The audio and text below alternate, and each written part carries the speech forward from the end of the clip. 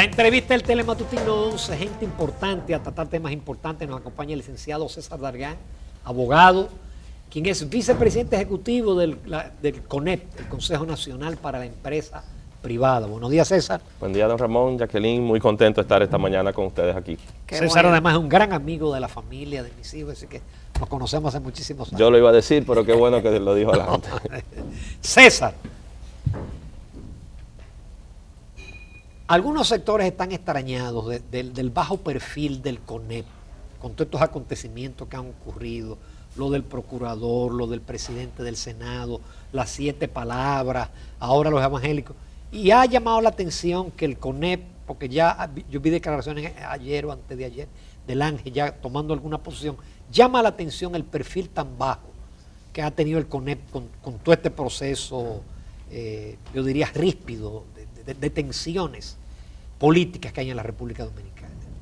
Mira, don Ramón, nosotros tenemos una agenda muy clara, definida, y sería irresponsable de mi parte ignorar que el sermón de las 7 palabras del Viernes Santo ha generado un tsunami en el escenario político en la República Dominicana. Han habido posiciones a favor, han habido posiciones en contra, y esta semana también ha generado diversas reacciones lo que sucedió ese viernes. Ahora bien, pensar que por eso estamos ajenos a los temas que se están debatiendo, creo que no está en el contexto indicado. La República Dominicana en los últimos meses ha vivido procesos muy importantes para el fortalecimiento de su institucionalidad.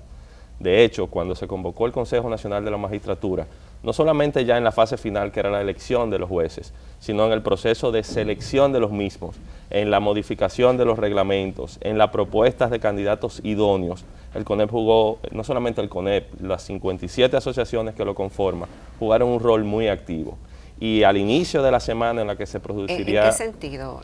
Cuando se hace la convocatoria, porque correspondía por ley ya a cubrir las vacantes del Constitucional, a cubrir las vacantes de la Suprema Corte de Justicia, hicimos un llamado de atención de que antes de pensar en quiénes serían los candidatos, lo primero era ver cómo, bajo qué proceso se elegirían esos candidatos.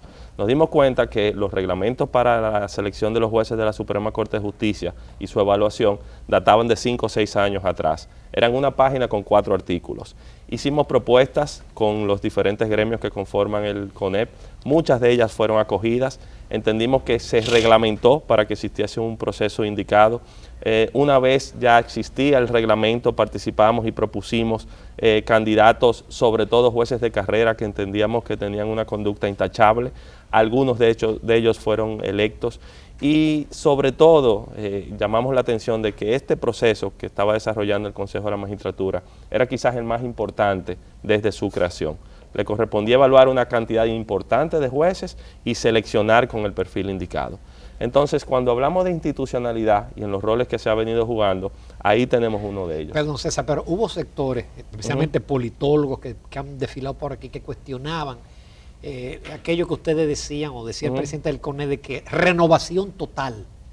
Bueno, quizás algunos de esos comentarios, y por eso siempre es bueno hablarlo, se alejan también de la realidad, porque nosotros responsable y transparentemente hicimos un comunicado al país, lo publicamos en la prensa nacional, lo suscribieron, como le dije, 57 asociaciones bajo la coordinación o iniciativa del CONEP, pero de todos los sectores de la economía.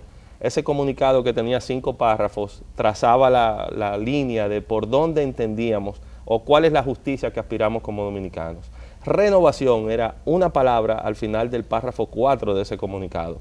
Hablábamos de renovación, hablábamos de fortalecimiento de la justicia, hablábamos de independencia de la justicia, de agilidad de la justicia, porque quizás en alguna ocasión, en algún análisis superficial, uno ve, bueno, ¿se designa o no se designa un juez? No, la Suprema Corte de Justicia tiene muchas otras responsabilidades.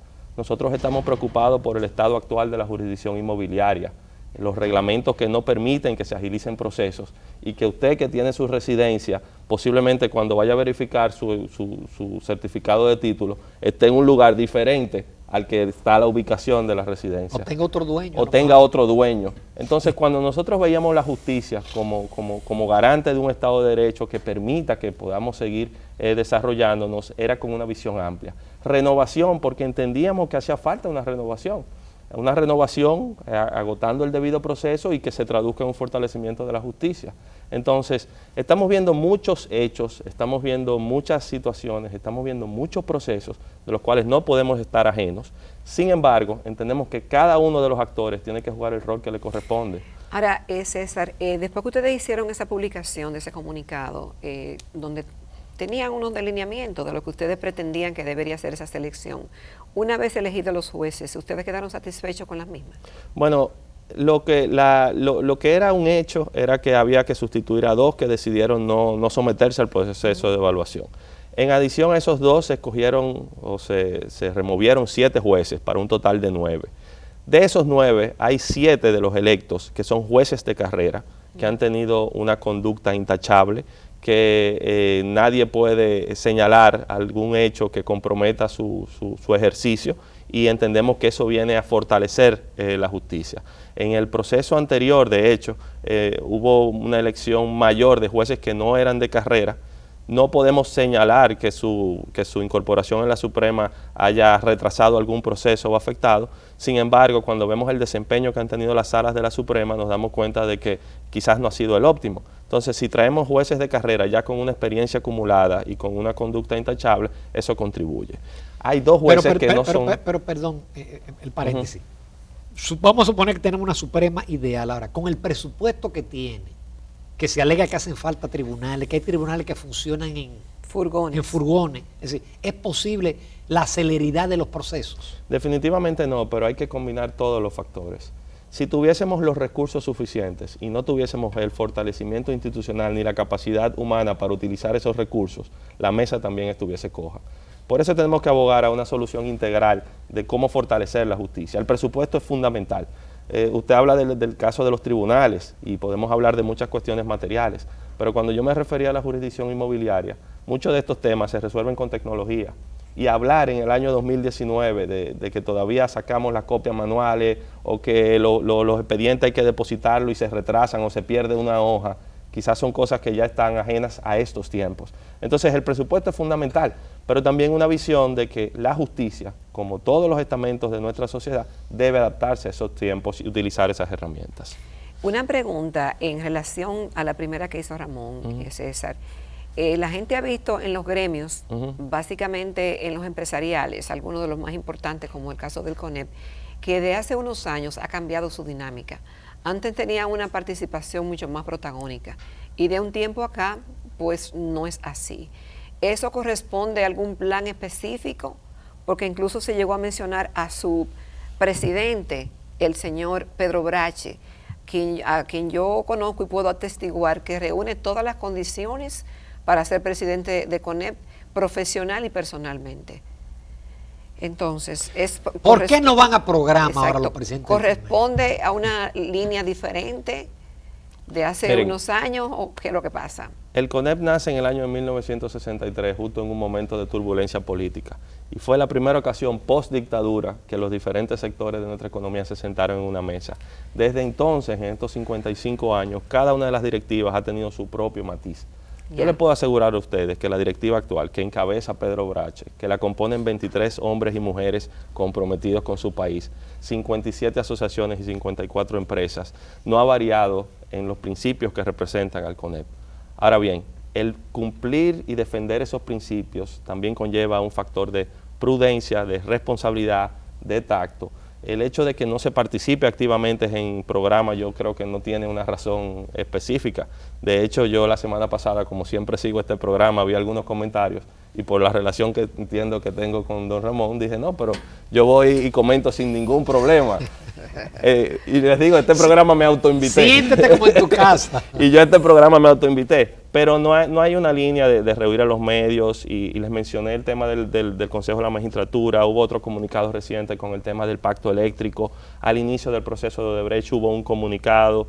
Entonces, lo que hemos sido quizás prudentes, enfocándonos en temas que realmente puedan ser atendidos. Vamos a una breve pausa, César Dagán, con tu permiso y los amables televidentes volvemos. Tenemos todavía un buen tiempecito y muchísimas preguntas todavía al vicepresidente ejecutivo del CONEP.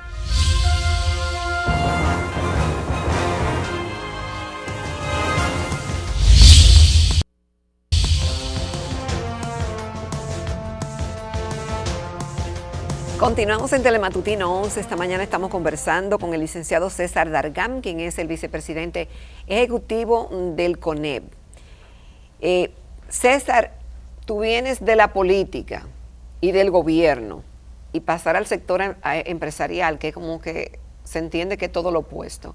¿Cómo se dio esa transición y cómo te sientes de un lado a otro, la diferencia que han habido y por qué ese cambio? Y si me permite agregar, hay otro caso de uno que del sector privado fue al gobierno y ahora va para la política. Miren, tu antecesor. Sí, claro que sí, y buen amigo. Fue una agradable coincidencia no planificada. Yo agoté 10 años de servicio en el gobierno.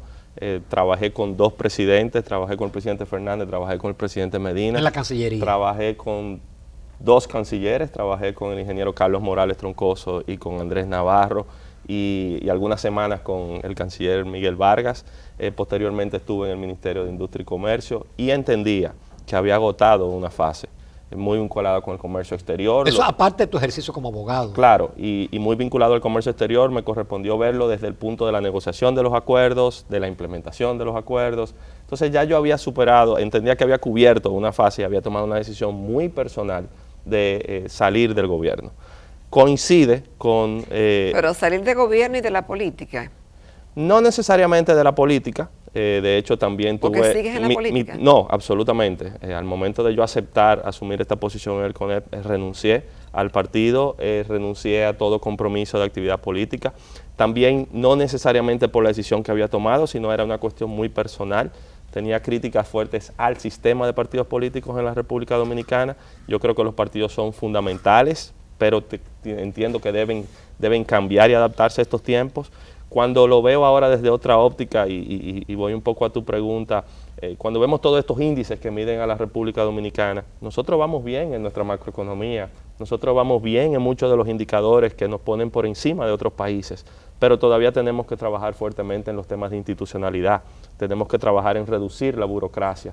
Y verlo ahora desde la óptica de actores económicos que realmente son los que generan el desarrollo en nuestro país, pues ha sido un reto interesante participar con hombres y mujeres, con empresas, con gremios con los que comparto principios y visiones, en una agenda diversa, no solamente con el gobierno, con el ejecutivo, pero también con el legislativo.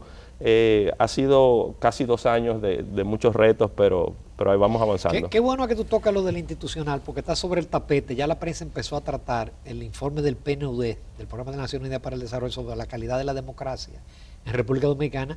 Y si bien en esos factores macroeconómicos ellos nos elogian, pero ya en la parte de la calidad de la democracia quedamos muy mal parados.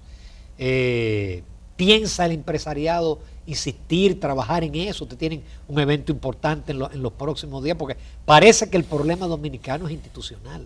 Definitivamente, el primer principio de los 6 principios que definen al CONEP es promover un Estado de Derecho como garante de seguridad jurídica. Y como ese es el principal principio que defendemos, continuaremos insistiendo. Nosotros entendemos que la institucionalidad se fortalece de muchas formas. Aquí hay que seguir eliminando discrecionalidades, aquí hay que seguir eliminando burocracias y solapamientos de instituciones. Se ha avanzado mucho, pero cuando somos responsables y lo medimos de una manera objetiva, nos damos cuenta que todavía también es mucho lo que a nosotros nos falta. Y siempre existirá un cuestionamiento a qué tanto permea el desarrollo económico, el verdadero desarrollo social, cuando las instituciones no reflejan con la robustez que deben hacer esa realidad. Entonces sí es un tema que está en el tope de nuestra agenda y al cual no vamos a rehuir. Nosotros vimos, por ejemplo, y continuamos creyendo firmemente en que el país necesita suscribir el pacto eléctrico. Y lo vemos. ¿Todavía tienen esperanza? No solamente esperanza, nosotros seguiremos haciéndolo aunque no se produzca, porque estamos convencidos que es lo necesario. Durante 3 años, actores sociales, económicos, políticos, se sentaron en una mesa y pudieron llegar a más de 200 consensos. Esos 200 consensos no son la varita mágica que resolverá el problema. De hecho, muchos de ellos lo que llaman es a cumplir lo que ya está establecido en la ley. Pero el hecho de que se dote eso de un compromiso mucho mayor le da la legitimidad necesaria. El reducir las pérdidas, por ejemplo, de las distribuidoras y llevarlas de un 30% a un 15% en un periodo de 15 años, en un periodo de 5 años, es algo que va mucho más allá de una obra de gobierno. Entonces, si no se tiene el compromiso de todos los actores, no será posible. El lograr la reestructuración de que la CDEE ahora se convierta en lo que debe ser a la luz de la nueva ley, que el Ministerio de Energía y Minas tenga los poderes requeridos, es algo que siempre será requerido. Entonces, por eso la institucionalidad es fundamental, porque sin institucionalidad no hay confianza, no se genera un clima de negocios adecuado y no se puede continuar el desarrollo. César, hablamos del pacto eléctrico, porque quizás el primer pacto debió ser el pacto fiscal, por un tema del endeudamiento, que ha sido señalado por muchísimos economistas, el tema de los persistentes déficits que el país viene arrastrando desde el año 2007. Entonces, ¿qué va a pasar con eso? Porque todavía ese ni se habla. A diferencia de otros temas, ahí sí quizás el orden de los factores altera el producto. Porque cuando vemos el aspecto fiscal y la visión que hemos tratado de proyectar es de que debe ser una discusión integral, no solamente en los ingresos, sino también en los egresos y en la calidad del gasto. Cuando vemos cuál es la situación real de la República Dominicana y vemos el nivel de endeudamiento que año tras año va creciendo y cómo eso afecta a nuestra economía, nos damos cuenta de que uno de los factores principales de ese endeudamiento es precisamente las ineficiencias del sector eléctrico que conllevan una intervención adicional del Estado.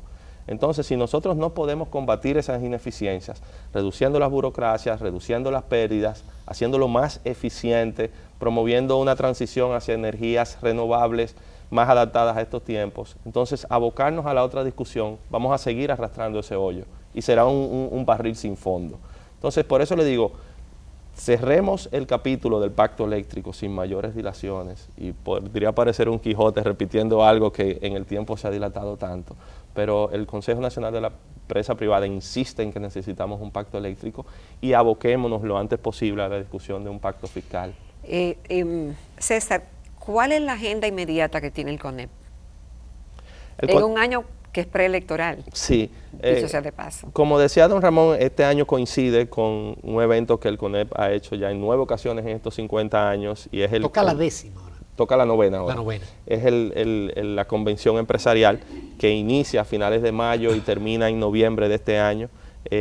Procura hacer propuestas al país de cuáles son los temas que entendemos deben ser abordados. Es quizás una visión estratégica en el mediano y largo plazo. Ahora bien, en el corto plazo hay una agenda que no se detiene. Nosotros hemos visto una agenda bien intensa en el Congreso Nacional. Estamos esperanzados de que una serie de proyectos que han estado ahí durante muchos años y que perimen legislatura tras legislatura y son reintroducidos de nuevo, se pueda avanzar. Ojalá el calendario electoral no afecte la labor legislativa.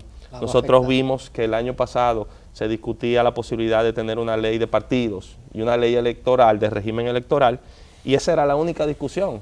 Y tenemos un código civil que es el código napoleónico del siglo XIX en Francia, tenemos leyes como la ley de aguas, el código de ordenamiento territorial, tenemos leyes como la ley de alianza público-privada y muchas otras leyes que están pendientes. Entonces, nosotros tenemos corto, mediano y largo plazo. En el corto plazo que el país pueda seguir avanzando, que la agenda no se detenga, y en el mediano y largo plazo que podamos también identificar cuáles son las prioridades de los temas y poder asumirlos. ¿Tiene el CONEP alguna preocupación por el clima electoral que se está viviendo en la República Dominicana y que debe definirse en este año 2019? Bueno, tenemos retos importantes. Tenemos partidos políticos que atraviesan situaciones internas, tenemos un nuevo marco regulatorio y la adecuación a esa ley de partidos que regulará todo hasta la elección de los candidatos, pero la aplicación de la ley de régimen electoral que será la que regulará el proceso. Por eso estamos viendo con mucho cuidado y mucha atención el rol que también las instituciones que están llamadas a coordinar estos procesos deben jugar. El caso de la Junta Central Electoral, y hemos mantenido un diálogo constante en el cual nos retroalimentamos de los avances en la organización del proceso. El caso del Tribunal Superior Electoral, que también le corresponderá jugar un rol bastante importante. De hecho, el propio Tribunal Superior Electoral ha enviado al Congreso una ley que modificaría su ley orgánica. Veamos qué pasa, si hay tiempo para eso. Pero lo que entendemos es que ante el nuevo marco regulatorio, que podría pasarse por alto, pero tenemos un calendario que empieza en el mes de junio, tenemos topes de financiamiento, tenemos condiciones que antes no existían en los partidos para escoger sus candidatos. Entonces, sí estamos muy atentos a lo que está pasando y sobre todo entendemos que en los próximos meses la cosa se hace. Pero tú hablabas del Tribunal Superior Electoral. Recientemente hubo un incidente con relación a una sentencia y ahí caemos entonces en el asunto de la independencia de ese tribunal, con la amenaza de un juicio político hasta los 3 jueces que votaron por la nulidad de la Comisión del Partido Revolucionario Dominicano. ¿Eso no es un atentado contra la independencia? Quizás referirse a un juicio político por un hecho en particular que se presentó fue un exabrupto o fue una reacción que fue mucho más allá de lo que la condición lo ameritaba, y sobre todo después que vemos que lo que se está agotando ahora es el proceso legal establecido. Pero respetar el rol que cada una de estas instituciones debe jugar porque sus leyes le mandan es fundamental para que esto pueda avanzar. Yo creo que todavía la sangre no ha llegado al río. Yo creo que lo que debemos es ver con mucha atención qué es lo que está pasando. Mira, brevemente, porque ya no están poniendo la musiquita, César. ¿Ustedes tienen algún tipo de preocupación de que si vamos a una dictadura, de que si no hay democracia, de que estamos tan mal? ¿Eso les genera a ustedes alguna preocupación? Quizás hablar de dictadura comparándonos con nuestra historia, pero sobre todo si lo comparamos con lo que están viviendo otros países, es un poco exagerado. Ahora bien, hemos hecho un llamado responsable a que se fortalezca la institucionalidad, a que podamos seguir avanzando, a que hay ajustes que hay que hacer, hay reformas estructurales que no pueden esperar. Ya no tenemos tiempo, pero me encantaría hablar con ustedes del código laboral, de la seguridad social y de muchos otros temas que 27 Dime en un minuto lo de la cesantía. Don Ramón, tenemos 27 años con un código que fue promulgado para un país que ya no existe. Y de cara al futuro, el código laboral, no solamente por la cesantía, que no hemos propuesto eliminarla, sino revisarla, pero también de las nuevas modalidades de trabajo, de las jornadas de trabajo y de mejorar las condiciones en los procedimientos que son los que afectan a los trabajadores y a las empresas, es una necesidad. Entonces, cuando vemos un debate a veces superficial y mediático de ¿es la cesantía? No es la cesantía. Es que no es posible que el Código Laboral de la República Dominicana sea del año 1992, que el Código Tributario de la República Dominicana sea del año 1992 y casi 30 años después tengamos un marco legal desfasado. Tú estás comprometido a volver muy pronto, porque se nos quedaron demasiados temas de interés que tú puedes desarrollarlos muy bien, así que te voy a invitar muy pronto, César Dargan. Yo me invité en este y usted me invita al próximo. Y después yo te invito al próximo. Gracias. Muchísimas gracias, César. Muy buena tu participación, excelente. Nos vamos a la recta final del Telematutino 11, amables televidentes.